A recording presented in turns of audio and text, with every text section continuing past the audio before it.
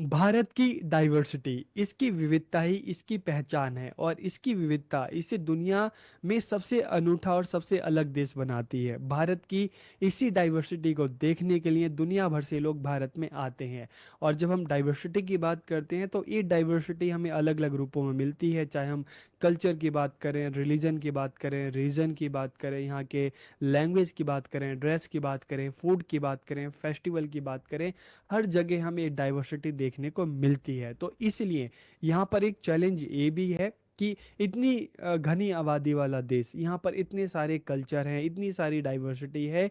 तो जब करिकुलम बनाया जाता है, तो जो करिकुलम बनाने वाले होते हैं तो इनको इन चीज़ों का ध्यान रखना चाहिए, यहाँ की डाइवर्सिटी का ध्यान रखना चाहिए, और उसी डाइवर्सिटी को ध्यान में रख के करिकुलम को बनाना चाहिए, ताकि जितने भी कल्चर हैं, जो है, चाहे हम कल्चर की बात करें, अलग अलग क्षेत्र की बात करें, भाषा की बात करें, तो सभी को सम्मान मिल सके। तो इस तरह का करिकुलम बनाना चाहिए। तो करिकुलम बनाते समय डाइवर्सिटी को भी ध्यान में रखा जाता है। तो आज के इस वीडियो में नॉलेज एंड करिकुलम में हम बात करेंगे, हम समझेंगे, जानेंगे करिकुलम कंस्ट्रक्शन में डाइवर्सिटी की। और डाइवर्सिटी में हम बात करेंगे socio diversity, cultural diversity, geographical diversity, economic diversity and political diversity.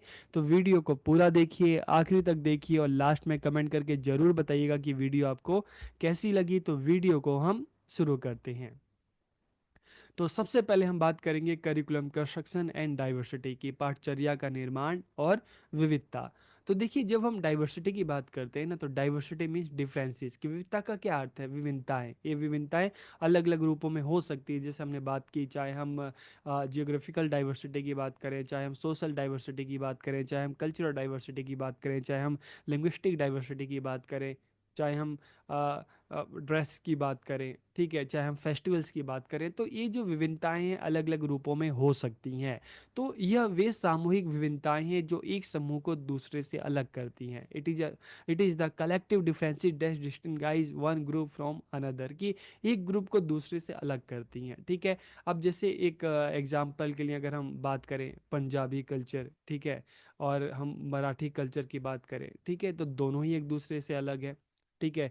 चाहे हम वहाँ पर लोगों के रहन सहन की बात करें, लोगों की भाषा की बात करें, ठीक है, हर चीज़ हमें यहाँ पर अलग दिखाई देती है। उनके फेस्टिवल भी अलग हैं, चाहे गॉड की बात करें वो भी अलग है, ठीक है। तो ये वे सामूहिक विभिन्नताएं हैं जो एक समूह को दूसरे से अलग करती हैं। दिस डिफरेंसेस में भी सोशल, कल्चरल, इकोनॉमिक, जियोग्राफिकल, ये डिफरेंसेस हो सकते हैं।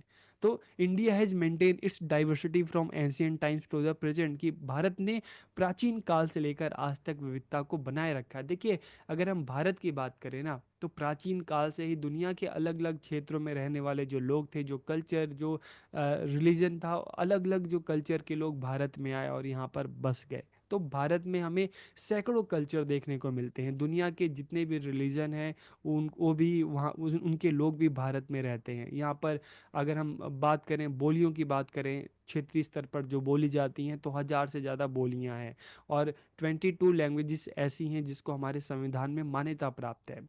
तो जब हम भारत की इस डाइवर्सिटी की बात करते हैं ना, क्योंकि दुनिया में जो इसकी डाइवर्सिटी जो है, इसको दुनिया के बाकी देशों से अलग करती है, भारत की जो विविधता है यही इसकी पहचान है, और भारत ने प्राचीन काल से लेकर आज तक अपनी विविधता को बनाए रखा है। और आज की अगर हम बात करें, तो देखिए, अगर हम अपने करिकुलम की बात करें, आपने अपने स्कूल में टेक्स्ट बुक पढ़ी होगी, सोशल साइंस अलग अलग बुक पढ़ी होंगी, तो उसमें आपको अपने पूरे भारत के बारे में जानने को मिलता है, समझने को मिलता है, और भारत के साथ साथ दुनिया के बारे में जानने को और समझने को मिलता है। तो being a large country with a large population, India has infinite diversities, की बड़ी आबादी वाला एक बड़ा देश होने के नाते भारत में हमें अनंत विविधताएं देखने को मिलती हैं। It is a country with diversities in race, religion, caste, language, landforms, flora, fauna। तो ये अलग अलग चीज़ें हैं जहाँ पर हमें विविधताएं देखने को मिलती है। तो इसलिए जब इतनी ज़्यादा डाइवर्सिटी है, तो इसलिए while designing the curriculum, designing और construct the curriculum, due importance should be given to learners coming from diverse background, की इसलिए पाठचर्या को जब तैयार करते हैं, तो तैयार करते समय, ठीक है, जो करिकुलम बनाने वाले हैं, तो उनको इस डाइवर्सिटी का ध्यान रखना चाहिए, क्योंकि एक क्लास में जो आने वाले बच्चे हैं ना, वो भी अलग अलग कल्चर, अलग अलग जो उनकी अलग लैंग्वेज है, अलग कल्चर है, ठीक है, अलग खान पान है, तो वो भी अलग अलग पृष्ठभूमि से आते हैं। तो जब करिकुलम को बनाया जाता है तो इन चीज़ों का ध्यान रखना चाहिए। जैसे हम एन ई पी 2020 की बात करते हैं तो इनमें इन चीज़ों का ध्यान रखा गया, और उसके बाद 2023 में हाँ, जो हमारा एन सी एफ जो बना, नया एन सी एफ बना, N C F S C 2023, तो उनमें भी इन चीज़ों का ध्यान रखा गया है। Diversity makes curriculum construction more inclusive, engaging and intellectually effective. की विविधता पाठचर्या निर्माण को अधिक समावेशी, अधिक समावेशी का मतलब है कि जितने भी कल्चर हैं, जितने भी भारत में कल्चर हैं, लैंग्वेज है, अलग अलग रीजन है, रिलीजन है, ठीक है, सभी का ध्यान रखा जाता है, सभी को हमारी पाठचर्या में जगह दी जाती है। तो विविधता पाठचर्या निर्माण को अधिक समावेशी बनाती है, अधिक आकर्षक बनाती है, और बौद्धिक रूप से प्रभावी बनाती है कि एक ऐसी पाठचर्या, ठीक है, जिसमें जो जो देश की जो डाइवर्सिटी है, ठीक है, उसका समावेशन होता है, ठीक है, इसलिए वो आकर्षक होती है और बच्चों को बहुत चीज़ें जानने को, सीखने को मिलती है। जैसे अगर हम बात करें, हमें हमें अपने करिकुलम से हमारी जो भारत की जो डाइवर्सिटी है, चाहे लैंग्वेज की बात करें, अलग अलग रीजन की बात करें, रिलीजन की बात करें, ठीक है, पहनावा, त्योहार, ये सारी चीज़ें हमें पता चलती है। और सिर्फ भारत की क्या, हमें पूरे दुनिया के बारे में पता चलता है, कहाँ से? हमारी करिकुलम से, हमारे टेक्स्ट बुक से।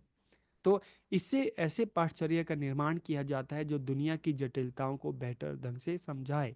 आपको दुनिया भर की जो अलग अलग आप कंट्री है, ठीक है, वहाँ के कल्चर का, वहाँ के लोगों का किस तरह का रहन सहन है, भारत में जो अलग अलग राज्य हैं, वहाँ के लोगों के जो अलग अलग रहन सहन है, ठीक है, उनके त्यौहार हैं, ठीक है, तो ये सारी चीज़ें हमें पता चलती है। तो इस तरह का करिकुलम होना चाहिए जिससे इन सभी चीज़ों के बारे में पता चले। तो यह आलोचनात्मक सोच, सहानुभूति और कौशल की एक विस्तृत श्रृंखला को बढ़ावा देती है। It promotes critical thinking, empathy and wider range of skill, ठीक है।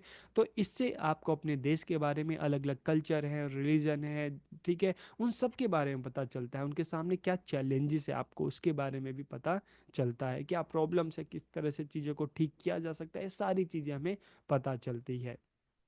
तो इस वीडियो में जब हम डाइवर्सिटी की बात करते हैं, ठीक है, तो डाइवर्सिटी में हम सोशल डाइवर्सिटी की बात करेंगे, कल्चरल डाइवर्सिटी की बात करेंगे, जियोग्राफिकल डाइवर्सिटी की बात करेंगे, इकोनॉमिक डाइवर्सिटी की बात करेंगे, पॉलिटिकल डाइवर्सिटी की बात करेंगे, और किस तरह से इनको करिकुलम में जगह दी जाए, हम उसकी भी बात करेंगे।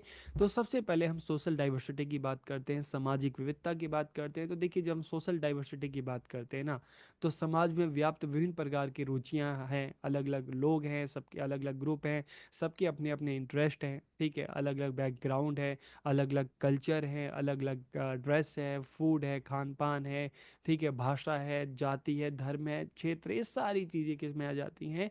सोशल डाइवर्सिटी में आ जाती हैं। तो it is the coexistence of different social group in an area, कि यह किसी क्षेत्र में विभिन्न सामाजिक समूह का अस्तित्व है। जैसे हम भारत की बात करते हैं, हम देखिए, भारत इसलिए हम कहते हैं कि एक मल्टी कल्चरल कंट्री है, मल्टी लिंग्विस्टिक कंट्री है, एक विविधता वाला देश है। यह किसी क्षेत्र में विभिन्न सामाजिक समूह का अस्तित्व है। अगर आप शहरी क्षेत्र में रहते हैं तो आप देखिएगा, एक शहर में भी आप देखेंगे कि अलग अलग भारत के अलग अलग हिस्सों से लोग आकर यहाँ पे रहते हैं, जिनके अपने अलग अलग भाषाएं हैं, उनका अपना धर्म है, अपना कल्चर है, अपना रीति रिवाज है। तो यह समाज की एक विशेषता है जो जाति, वर्ग, धर्म द्वारा निर्धारित होती है। सामाजिक क्षेत्रों में लोगों के सामान्य रीति रिवाज और तौर तरीके बहुत भिन्न होते हैं। विभिन्न क्षेत्रों के लोगों का, चाहे पहनावे की बात करें, खान पान की बात करें, रीति रिवाज की बात करें, अलग अलग होती हैं। तो जब हम सोशल डाइवर्सिटी की बात करते हैं तो यहाँ पर लिंग्विस्टिक डाइवर्सिटी भी है, रिलीजियस डाइवर्सिटी भी है, कास्ट डाइवर्सिटी भी है। रिलीजन की बात करें तो देखिए, भारत में दुनिया के लगभग जितने भी धर्म हैं, सभी धर्म के लोग यहाँ पर शांति से रहते हैं, ठीक है। 1000 से ज़्यादा यहाँ पर बोलियाँ हैं, 22 ऐसी भाषाएं हैं जिसको संविधान में मान्यता प्राप्त है, ठीक है। 80 से ज़्यादा भाषाओं में यहाँ पर न्यूज़पेपर छपते हैं। कास्ट की बात करें, कास्ट डाइवर्सिटी की, तो देखिए, जो गवर्नमेंट ने एक बना रखा है कि जनरल है, ओबीसी है, एसटी एससी, तो इस तरह से हमें यहाँ पर भी विविधता देखने को मिलती है। तो अब हमारे सामने क्वेश्चन आता, चलो जब इतनी सारी डाइवर्सिटी है तो अब किस तरह से करिकुलम को बनाना चाहिए? तो social diversity should be included in the curriculum, की पाठचर्या में सामाजिक विविधताओं का समावेशन होना चाहिए। इससे विद्यार्थी सामाजिक विविधता और उसकी चुनौतियों को समझ सकते हैं। देखिए, हम अब जब बात करते हैं, हमने अपने टेक्स्ट बुक में पढ़ा है, ठीक है, समझा है, चाहे हम सोशल साइंस जिसमें इन चीज़ों पर ज़्यादा फोकस किया जाता है कि हमारे सामने हमारे देश की जो ये डाइवर्सिटी है, ठीक है, तो हम बात करते हैं कि यूनिटी इन डाइवर्सिटी की भी बात करते हैं, और साथ में हमें ये भी पता है कि जो चाहे हम रिलीजन की बात करें, रीजन की बात करें, लैंग्वेज की बात करें, इसको ले लेकर क्या चुनौतियां हैं, इसको लेकर उसके बारे में भी हमें पता चलता है और किस तरह से इनका सामना किया जा सके। तो पाठचर्या विविधता में एकता का भाव विकसित करने वाली होनी चाहिए कि करिकुलम इस तरह का होना चाहिए कि आपको अपनी डाइवर्सिटी का तो पता चले, सोशल डाइवर्सिटी का अपने कंट्री के, अपने सोसाइटी के, और साथ साथ इस तरह का भी होना चाहिए कि आप में एक तरह से अपने कल्चर के लिए, इस डाइवर्सिटी के लिए आपके मन में एकता का भाव विकसित हो। तभी तो हम कहते हैं कि यूनिटी इन डाइवर्सिटी की हम बात करते हैं ना, कि विविधता में एकता, यह है हिंद की विशेषता। तो पाठचर्या ऐसी होनी चाहिए कि विद्यार्थी सामाजिक रूप से उससे जुड़ सके, उससे खुद को कनेक्ट कर सके। ठीक है, तो यहाँ पर आपको सोशल डाइवर्सिटी और किस तरह से इसको ध्यान में रख के करिकुलम बनाना चाहिए वो समझ में आ गया। अब हम कल्चरल डाइवर्सिटी की बात करते हैं। तो man made social organisation is called culture, कि मानव निर्मित सामाजिक व्यवस्था या संगठन को संस्कृति कहा जाता है। तो देखिए, जब हम कल्चर को मैन मेड क्यों कह रहे हैं, मानव निर्मित क्यों कह रहे हैं, क्योंकि जब हम संस्कृति की बात करते हैं ना, तो हम संस्कार की बात करते हैं, और संस्कार हमारे अंदर कैसे आते हैं, हम जिस क्षेत्र में पैदा होते हैं, तो धीरे धीरे हम बड़े होते हैं तो अपने घर के लोगों से ये संस्कार हम सीखते हैं, हमारे समाज के लोगों से हम संस्कार सीखते हैं, किस तरह का संस्कार, किस तरह से रहना है, किस तरह से बोलना है, किस तरह से चलना है, किस तरह से बैठना है, किस तरह से पढ़ाई करनी है, किस तरह से खाना है, अपने बड़ों के साथ किस तरह से बात करनी है, छोटों के साथ किस तरह से बात करनी है, बराबर के लोगों के साथ किस तरह से बात करनी है, अपना काम मेहनत से करना है, चोरी नहीं करनी, झूठ नहीं बोलना, हमेशा सच के रास्ते पे चलना। तो यही तो क्या है, यही हमारे संस्कार हैं, और इन्हीं संस्कारों को सीखते हुए हम बड़े होते हैं, ठीक है, और समाज के लगभग सभी लोग इसका पालन करते हैं। तो यही संस्कार है, यही क्या है, संस्कृति है। अलग अलग हम समाज की बात करते हैं, अलग अलग देश की बात करते हैं, तो सबकी अपनी अपनी संस्कार या संस्कृति हो सकती है। तो it includes specific habits of thinking, living, social interaction, eating, dressing, religious belief, customs, traditions, language, human behavior। यहाँ पर ये सारी चीज़ें हमें देखने को मिलती है। India is a country with cultural diversity, की भारत एक सांस्कृतिक विविधता वाला देश है। संस्कृति के संरक्षण और संचरण के लिए विद्यालय स्थापित किए गए हैं, ठीक है। हमारी जो संस्कृति है, इसको प्रिजर्व करने के लिए, ट्रांसमिट करने के लिए विद्यालय बनाए गए हैं। और विद्यालय में करिकुलम के माध्यम से हमें क्या पता चलता है, हमें अपने जो कल्चर है, जो हमारे देश में अलग अलग कल्चर हैं, जो कल्चरल डाइवर्सिटी है, उसके बारे में पता चलता है। और करिकुलम के थ्रू ही तो, स्कूल के थ्रू, स्कूल में करिकुलम के थ्रू, टेक्स्ट बुक के थ्रू, ये एक पीढ़ी से दूसरी पीढ़ी तक पहुंचता है, ठीक है, मौखिक रूप से भी, लिखित रूप से भी। तो भारत में विभिन्न सांस्कृतिक पृष्ठभूमि वाले बच्चे एक ही कक्षा में पढ़ते हैं। वही अलग अलग भाषाएं बोलते हैं, अलग अलग खान पान की आदत है, अलग अलग धर्मों का पालन करते हैं, अलग अलग क्षेत्र से आते हैं, लेकिन वे एक ही पाठचर्या का पालन करते हैं, एक ही सेम हम देखते हैं स्कूल में जो सिलेबस होता है उसको पढ़ते हैं।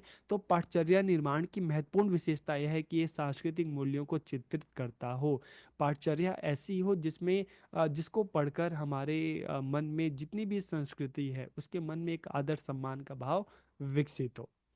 इसलिए जो करिकुलम प्लानर्स हैं, योजनाकार हैं, ठीक है, the planner should prepare a curriculum that respect all culture, की योजनाकारों को ऐसी पाठचर्या तैयार करनी चाहिए जिसमें सभी संस्कृतियों को सम्मान हो।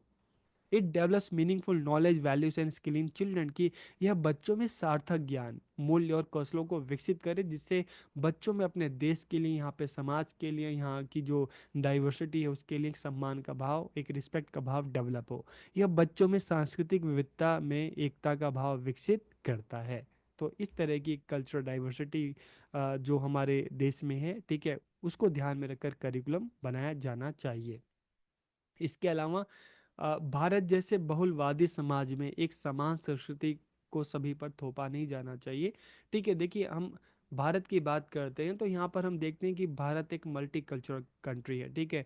कुछ कल्चर्स की बात करते हैं तो काफ़ी समृद्ध हैं, कुछ हम देखते हैं कि छोटे स्तर पर हैं, ग्रामीण स्तर पर भी हैं, पूरे नेशनल लेवल पे भी हमें देखने को मिलती हैं। तो कुछ संस्कृति छोटी हैं तो कुछ काफ़ी बड़ी हैं।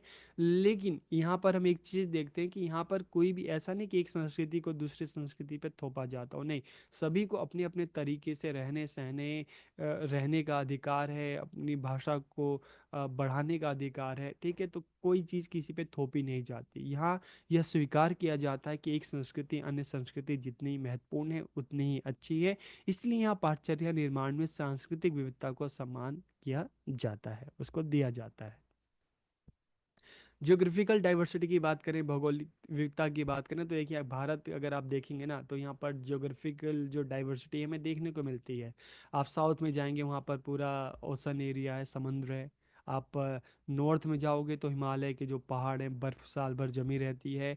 आप अगर राजस्थान की तरफ देखोगे, वेस्ट में जाओगे तो वहाँ पर डेजर्ट एरिया है, तो जहाँ पर बहुत मुश्किल से बारिश होती है। तो फिर आप ईस्ट की तरफ जाओगे तो वहाँ पर अगर हम मेघालय की बात करते हैं, इन क्षेत्र की बात करते हैं, तो जहाँ पर साल भर हर रोज़ बारिश आती है। तो ये जोग्राफिकल डाइवर्सिटी भी हमें देखने को मिलता है कि प्लेन एरिया भी है, हिली एरिया भी है, डेजर्ट एरिया भी है, फॉरेस्ट एरिया भी है, ठीक है। तो ये सारी डाइवर्सिटी हमें देखने को यहाँ पर मिलती है। भारत में बहुत सारे हिस्से ऐसे भी हैं जो उपजाऊ भी हैं, तो बहुत से ऐसे हिस्से हैं जो बिल्कुल सूखे बंजर हैं।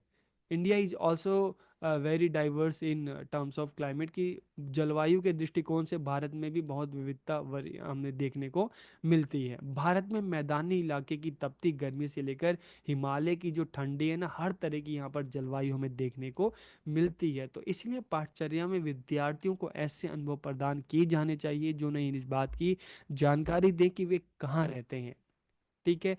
अब भारत, ठीक है, किस क्षेत्र में वो रहते हैं, वहाँ पर किस तरह का क्लाइमेट है, किस तरह का मौसम है, तो ये सारी चीज़ें बच्चों को पता चलनी चाहिए। जो डाइवर्सिटी है, जो जियोग्राफिकल डाइवर्सिटी, उसके बारे में बच्चों को पता होना चाहिए। इस तरह का करिकुलम होना चाहिए। देखिए, हम में से बहुत सारे ऐसे लोग होंगे, ठीक है, जो साउथ नहीं गए होंगे, जो ईस्ट की तरफ नहीं गए होंगे, मतलब भारत के अलग अलग हिस्सों में नहीं गए होंगे। लेकिन हमें पूरे भारत के बारे में कहाँ पर किस तरह की क्लाइमेट है, किस तरह की जलवायु रहती है, किस तरह का एरिया है, सब पता है। कैसे पता है? हमें अपने करिकुलम में, हमने अपने बुक्स में पढ़ा है, हमने देखा है उसको, ठीक है। तो इस तरह से करिकुलम होना चाहिए जहाँ पर इन सभी चीज़ों को शामिल किया जाना चाहिए। This enhances their sense of identity, तो यह उनमें पहचान की भावना को बढ़ाता है। हमारा देश, हमारी डाइवर्सिटी, हमारी विविधता। पाठचर्या ऐसी होनी चाहिए कि विद्यार्थी भौगोलिक रूप से एक दूसरे से जुड़ सके। इससे स्थानीय भौगोलिक विशेषताओं को प्रतिबिंबित करना चाहिए ताकि विद्यार्थी इसे अच्छे से समझ सके, ठीक है। तो देखिए, अगर मान लो कोई बच्चा राजस्थान में रहने वाला है तो उसको रेत के बारे में और इन चीज़ों के बारे में अच्छे से पता होगा, ठीक है। कोई बच्चा अगर हिमाचल या जम्मू कश्मीर में रहने वाला हो तो उसे बर्फ़ के बारे में पता होगा। कोई बच्चा साउथ में रहने वाला तो उसे समुद्र के बारे में पता होगा, ठीक है। तो अगर कोई बच्चा नॉर्थ ईस्ट के साइड में रहने वाला हो तो उसे फॉरेस्ट और इन चीज़ों के बारे में ज़्यादा पता होगा। तो इसलिए करिकुलम इस तरह का बनाना चाहिए कि एक डाइवर्सिटी को ध्यान में रखकर ही बनाना चाहिए। तो इसलिए हम भारत में देखते हैं कि करिकुलम अगर यहाँ पे बनता है तो यहाँ पर इस डाइवर्सिटी को ध्यान में रखा जाता है ताकि बच्चा है अपने क्षेत्रों से भी खुद को जोड़ सके और पूरे भारत के बारे में भी जान सके, समझ सके।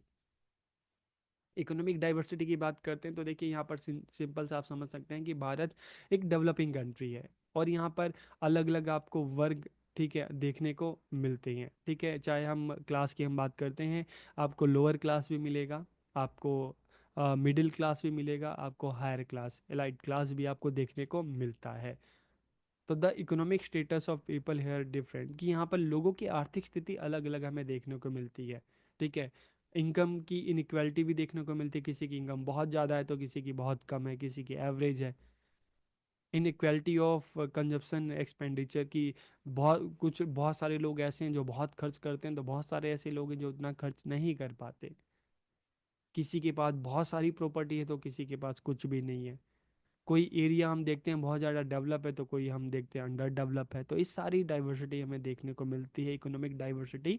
तो people with different economic status live completely different lives, की अलग अलग आर्थिक स्थिति वाले लोग पूरी तरीके से अलग अलग जीवन जीते हैं। उनके अनुभव बिल्कुल एक दूसरे से अलग हैं। एक जो गरीबी में पढ़ रहा मतलब बच्चा पल बढ़ रहा है, एक जो अमीरी में है, दोनों के जो अनुभव बिल्कुल अलग है। एक रूरल साइड का जो बच्चा है, रूरल साइड का, और एक अर्बन एरिया का है, दोनों का रहन सहन बिल्कुल एक दूसरे से अलग है। तो वे भारत में पूरी तरह से अलग अलग समूह का प्रतिनिधित्व करते हैं। तो इसलिए पाठचर्या के माध्यम से आर्थिक समानता स्थापित करने का प्रयास करना चाहिए, ताकि लोगों में, बच्चों में, ठीक है, एक दूसरे के लिए अमीरी गरीबी को लेकर किसी तरह की असमानता पैदा ना हो, बल्कि लोग, बच्चे जो हैं, एक दूसरे की जो इस तरह की जो डिफरेंसेस है उसका सम्मान करें। अगर कोई गरीब है तो क्यों गरीब है, कोई अमीर है तो क्यों अमीर है, हर किसी की अपनी प्रॉब्लम होती है, ठीक है। तो इससे इन चीज़ों के बारे में बच्चों को पता चले, तो इस तरह का करिकुलम होना चाहिए। A number of group activities should be included in the curriculum so that all students get trained in the art of living together।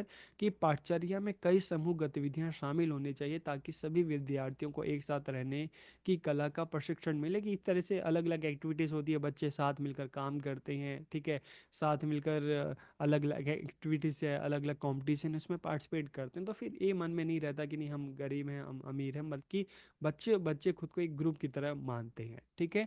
तो they work together in different project, कि वे विभिन्न परियोजनाओं में मिलकर काम करते हैं। समाज के कमजोर वर्ग की आर्थिक स्थिति को ऊपर उठाने के लिए व्यावसायिक शिक्षा प्रदान की जानी चाहिए। मतलब क्या है कि वोकेशनल एजुकेशन भी होनी चाहिए, ताकि उससे क्या होगा, बच्चों को, बच्चा कम एजुकेशन में भी और उसके साथ साथ वोकेशनल ट्रेनिंग लेकर भी बच्चा अपना कमा खा सकता है, अच्छी जगह अच्छी जॉब ले सकता है, अच्छा अर्न कर सकता है। तो जब हम इकोनॉमिक डाइवर्सिटी की बात करते हैं, तो करिकुलम में इसके बारे में तो होना ही चाहिए, साथ में वोकेशनल कोर्सेज भी होना चाहिए, जॉब ओरिएंटेड कोर्सेज भी होने चाहिए।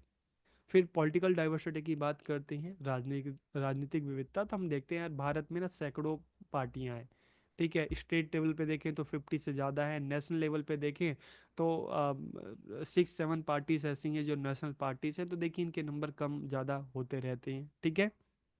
तो यहाँ पर हमें डाइवर्सिटी देखने को मिलती है, और कई बार हमें ये देखने को मिलता है कि भारत में जितने लोग हैं, सबका जुड़ाव किसी ना किसी पॉलिटिकल पार्टी के साथ रहता है। लेकिन जब हम देखिए, आपने 11वीं 12वीं क्लास की जो पॉलिटिकल साइंस है उसके बारे में आपने पढ़ा होगा, तो वहाँ पर आपको ये पॉलिटिकल डाइवर्सिटी इसके बारे में पता चला होगा। तो ऐसा नहीं कि इस तरह का करिकुलम हो कि किसी पार्टी की तारीफ करे, किसी की जो बुराई करे, नहीं। करिकुलम ऐसा होना चाहिए जिसमें आपको सभी पॉलिटिकल पार्टीज के बारे में पता हो, सभी के विचारधारा के बारे में पता हो। कोई पॉलिटिकल पार्टी बनी तो किस उद्देश्य से बनी, ठीक है, क्या प्रॉब्लम उसने महसूस की और क्यों बनी और किस तरह से आगे बढ़ी। तो इस तरह की चीज़ें होनी चाहिए, ताकि यहाँ की जो पॉलिटिकल डाइवर्सिटी है, ठीक है, उसके बारे में भी बच्चों को पता चले कि पॉलिटिकल डाइवर्सिटी है, ठीक है, किस तरह से हुई और किस तरह से अलग अलग जो पार्टियां हैं उभरी, ये सारी चीज़ें पता होनी चाहिए। तो कई राजनीतिक दलों के रूप में राजनीतिक विविधता फायदेमंद भी है, ठीक है। फायदेमंद क्यों है?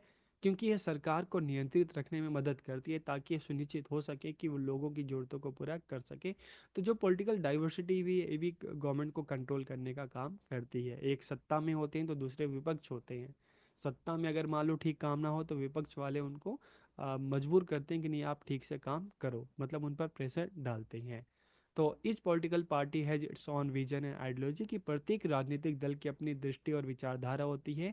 और जब इस तरह की पॉलिटिकल साइंस जब बच्चे पढ़ें, तो उनको इन चीज़ों के बारे में पता होना चाहिए। तो इसलिए पाठ्यक्रम पाठचर्या ऐसी होनी चाहिए जिसमें विभिन्न राजनीतिक दलों, उनकी समानताओं, मतभेदों और राष्ट्र विकास में योगदान के बारे में समझ विकसित हो सके, ठीक है। तो इस तरह से हमने डाइवर्सिटी की बात की, और उनको ध्यान में रखकर किस तरह से करिकुलम बनाना चाहिए इसकी बारे में बात की। तो वीडियो आपको कैसा लगा कमेंट करके ज़रूर बताइए। आप सबका बहुत बहुत धन्यवाद।